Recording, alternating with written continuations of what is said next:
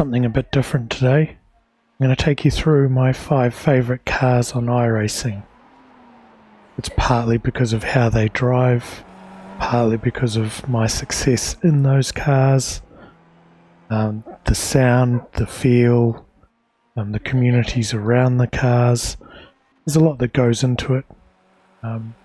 This list is going to differ from pretty much everyone else's list that you would create of your 5 favourite cars.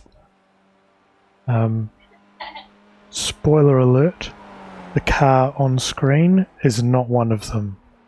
Unfortunately for Justin, the Solstice didn't make the cut, but I do hear that if you want to increase your level of romantic inquiries, you need to do some laps in this car.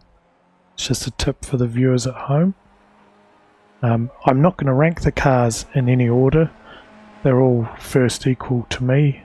So into the countdown with number 1. The first car on my list shouldn't be any surprise to anyone who knows my background. It's the Subaru WRX. So I've done just about 1,500 races, or just over 1,500 races on iRacing, and I've done probably close to 400 in this car. So when I started iRacing, I was pretty terrible, no real ability, no idea, and Rallycross was the first thing I found that started to make sense. And soon enough I got in this car and it just felt like home to me.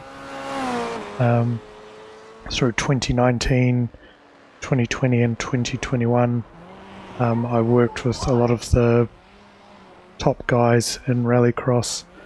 There's a lot of people that were very helpful to help me become a better driver, and a lot of great memories and great times with them, including helping some of those guys get into the World Championship Series in those years. So overall it's a big boat. It's got a lot of horsepower, it's about 600 I think. All-wheel drive, not the most nimble, but the amount of hours and time and effort I put into this car to understand how to become a better driver, what it takes to get to that top level. It showed me that I'm not cut out for that level, but I learned an awful lot, which then flowed into every other license and helped me greatly going forward. So without this car, I don't have the rest of what I've been able to achieve in the game. So this had to be the first car on the list. Not necessarily my favourite to drive, but it's been the one that's been the most influential to my iRacing career.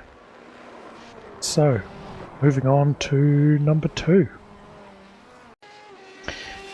Next up on the list is the Radical SR8.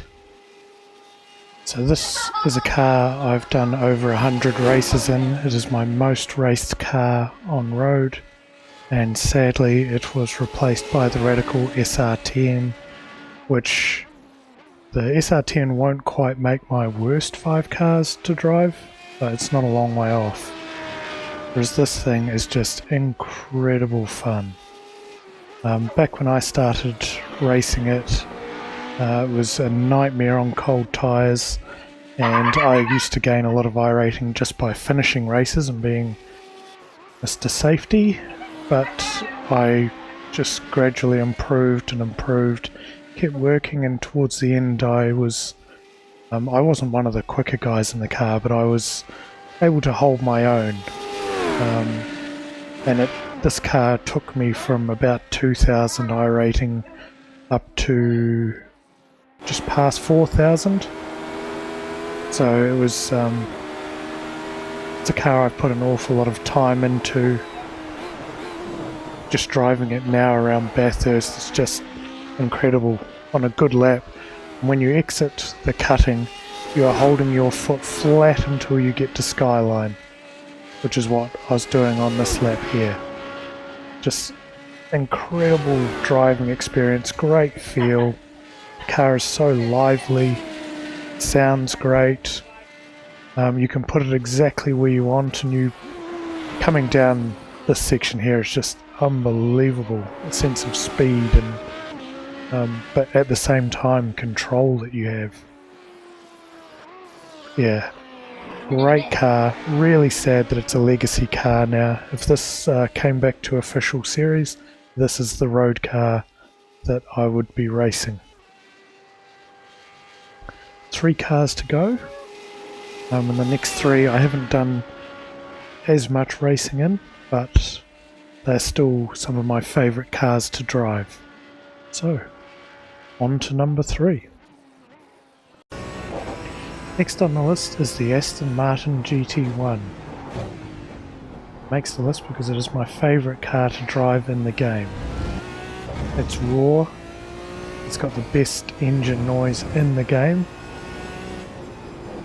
it's great looking, just gives you the most best feeling to drive. I feel this is the most intuitive car for me in the game. When I get in it, I automatically know how to drive it, makes sense, and it just feels like home. Currently doing laps here of the Algarve circuit in Portugal, which is the site of my best ever one race result in iRacing. Last year, Kiwi Sim Racing's Matthew Pluck and myself managed to win the top split of the Portimao 1000 in this car. It was roughly a 42 or 4300 strength of field, so definitely my best special event result and best one race result in the game.